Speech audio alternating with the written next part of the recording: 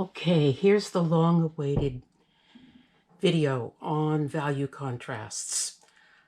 We are looking at a set of color aid cards up at the top and a set of new color aid cards down at the bottom, which are or have been the standard for determining gray values and color values in colleges and universities for a long time. Increasingly, hands-on materials like this have been converted to digital programs like the Munsell system, some other systems. But to really visualize color, we have used these color aid cards in the classroom. The Color Aid Corporation out of New York screens these carefully. They're made with oil-based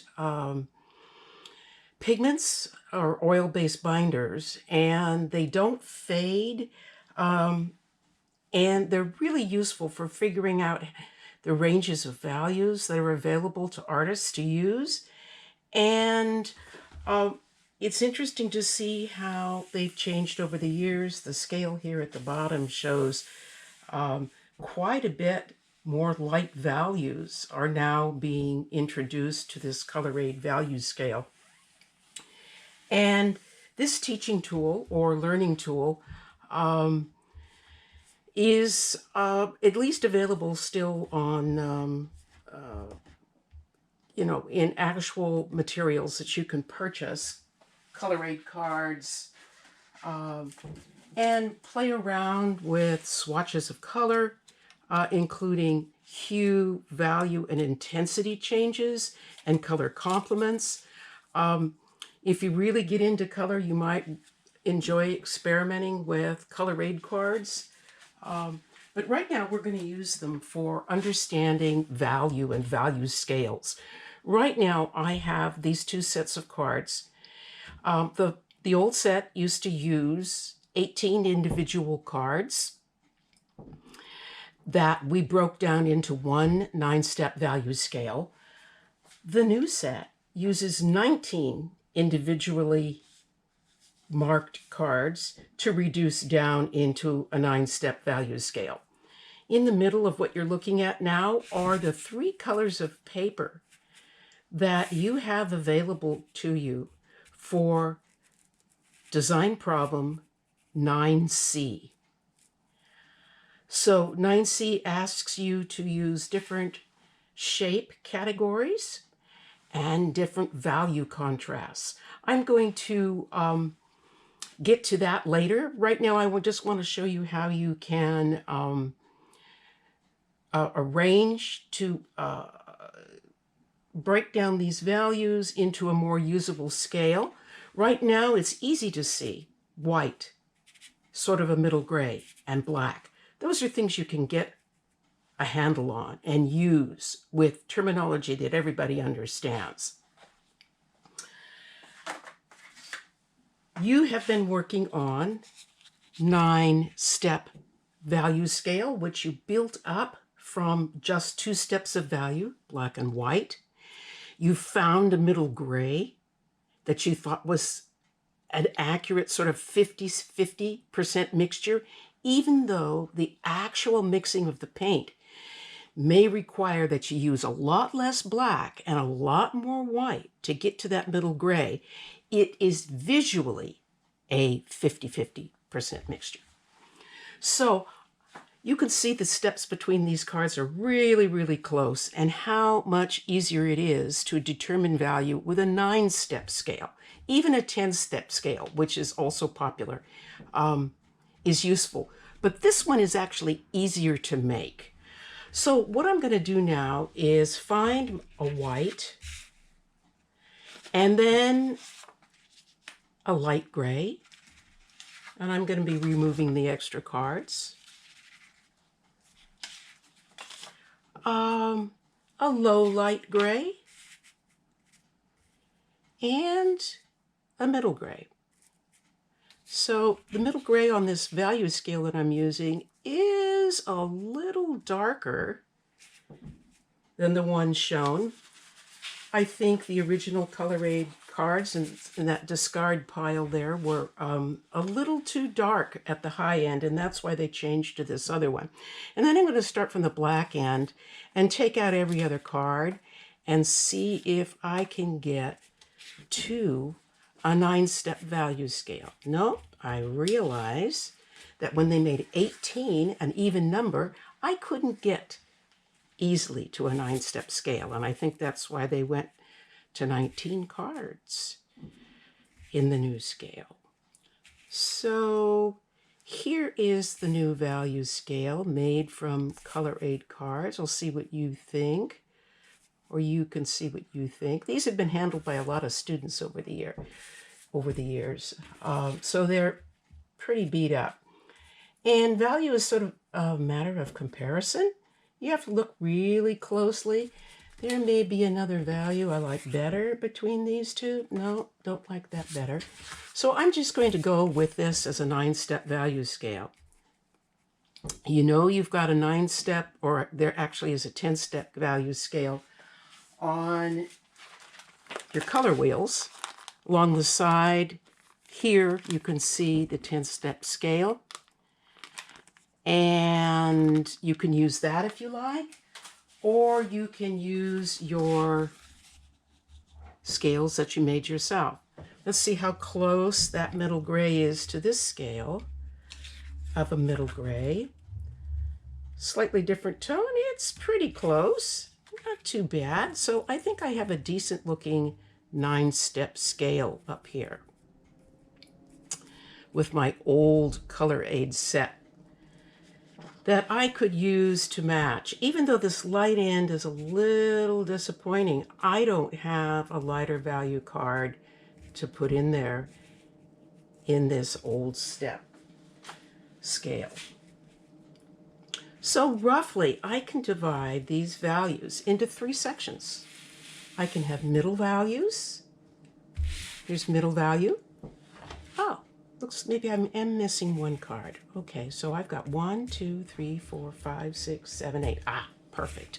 Okay, that allows me to put another light value in here. There we go. All righty. Took too many cards out. So that gives my middle values a nice strong set space to be right here. And my dark values pretty good down here. And my light values have a little bit more representation up there. All right, now we have a 9-step scale. This middle looks a little dark compared to the middle down here. These are a little lighter, and that has to do with just the vintage of the cards. There's a way that I can possibly manipulate this at this phase. Let's see, that one's too dark. Let's see if we can get a better mix at the high end of the scales. And this is what you do when you make a value scale. You start moving these around. White, highlight, light gray, low light gray, middle gray. High dark gray. I think we can get a different middle gray. Let's try for that one. Let's try for that one. That's too dark. Try for that one. A. Okay. That looks good. Now I'm not looking at the numbers on the back of them. I'm just trying to what's called eyeball this. And I think that that is a little bit better scale right there. I've got some better looking darks that cluster. These are better looking mediums, pretty close to that, and the 3 lights. So I'll return. This can be broken into essentially high value colors, those that are closest to white. White, high light gray, and light gray. A middle range of values. There's middle gray, and I have a low light gray and a high dark gray in that set of middle values. And down here at the dark end of the scale, dark gray, low dark gray, and black. So that works out really nicely to break value into three major categories. And the categories are high values, medium values, and low values. This is a pretty acceptable mix under my lighting conditions. And this is the mix that will go into 9C. That is, you're going to be making contrasts between values. And a contrast is a difference. How much difference is there between ranks that contrast as low, meaning not much difference, medium, kind of a medium difference, 50-50 change maybe, or high. High contrast means there's a big difference between the figure and the ground. So right now I'm going to take these, move them up here with my value scale, and I'm going to bring this 3 sets of values down here, representing the 9-step value scale. You've got 9 steps to work with, and I'll put these up here, and we can reassess this. Now, generally the figure is the smaller part of the composition, and the background or the ground sheet determines the overall value level of the composition. The overall appearance is either light in value, medium in value, or low in value. You'll be doing 2 low value compositions with contrast, 2 medium value compositions with various contrasts, and 2 high value compositions. So now what we're going to do is I'm going to build the contrasts by putting or actually choosing a white, a light gray,